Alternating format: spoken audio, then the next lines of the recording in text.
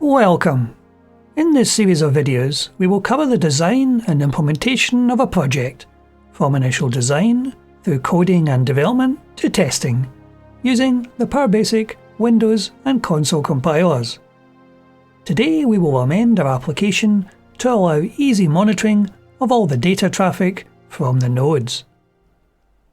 One of the challenges in creating an application is testing it. In our last video, we created an application called Blockchain Demo. We have this application running on a number of remote computers. Each of these computers is actually sending broadcast messages using the UDP. As there are currently 5 computers running this application, and each application is sending its own broadcast messages, our challenge is how do we monitor all of these transactions? We could of course create a brand new application whose job it is to monitor the other application on each of the computers. However, to program efficiently, you want to create the greatest amount of benefit for the least amount of work. So what we're going to do today is we're going to amend our blockchain demo application so that it can either run as a node or it can monitor the other nodes. Let's have a look at the code. In our code at the moment, there is a compile.exe command as the first line in our code. This is an instruction to the compiler that when it compiles, we wish to create an executable. There is an optional parameter that follows this command, which would be the name of the executable. If you do not give this optional parameter, then the program will take the name of the .bas file and it will create an exe based on that name. In this case, blockchaindemo.exe. We don't want to create a brand new application because the application we have has already got all the functionality to monitor the messages coming in from the broadcasts from each of the other computers. So we're going to use one of the conditional compilation commands, the -if command.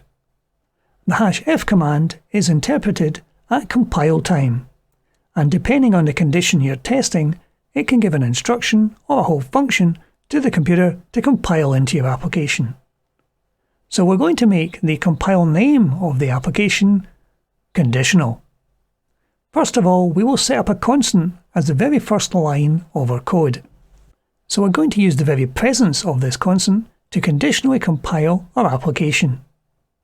We've done something similar to this in previous videos, but this one will be a first.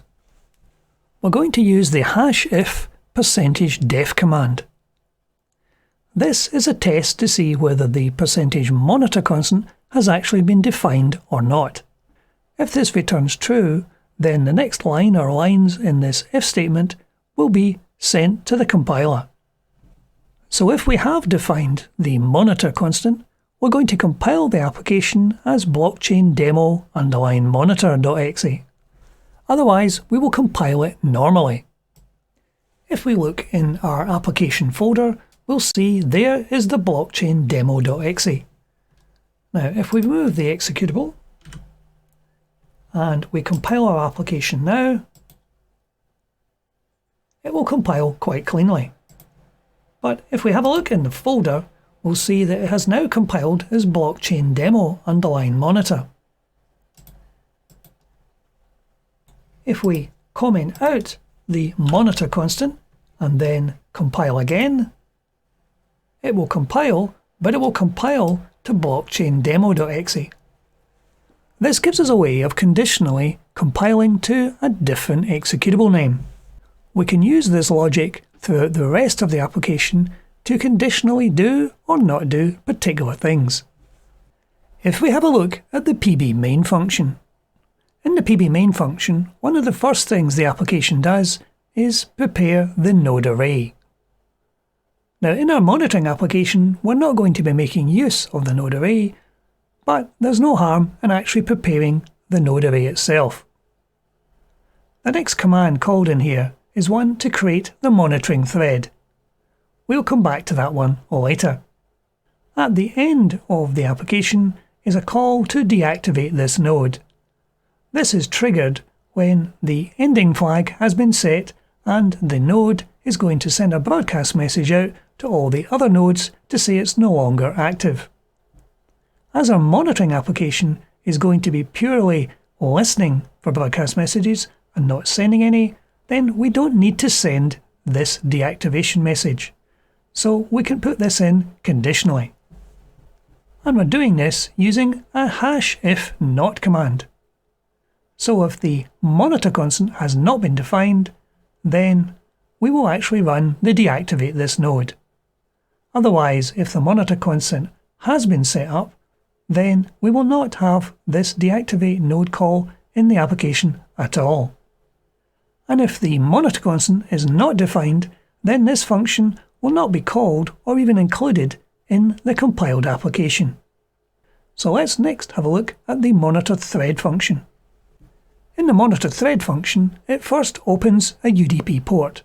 Our monitoring application is going to need to do this. The next thing called are a number of other functions. First of all, to broadcast the name of the computer to the other nodes. In the monitoring application, we will not need to do this. We are merely listening to see what the other nodes are doing. With the list active nodes, we don't need to call this function either, and we will also not be raising any transactions. So this whole section can be done conditionally. The next thing we do is we call a UDP who is active function. The purpose of this function is to return any messages from the other nodes. We will still need to call this function as the primary purpose of this monitoring application is to listen for these broadcast messages. So for the moment, we'll leave this one in place. Next, we are displaying on the log what that message received from one of the nodes actually is. I want to do something conditional here. I want to add the time to the beginning of this message when we're running in monitoring mode. We can do that quite easily by just prepending the message with the time $ function. The next activity in this function is to update the node array. We can make this conditional again because our monitoring application will not be using the node array at all. So if we try a compile on our application to make sure it compiles cleanly. So as the 5 other nodes are all still running away quite happily, let's try running our monitoring application now and see what we get. And we're now getting the messages coming back from each of the nodes, prefixed with the time that the transaction happened. And we're no longer getting the messages polling for nodes. So this application can be used quite easily to monitor what's coming back from each node in our network.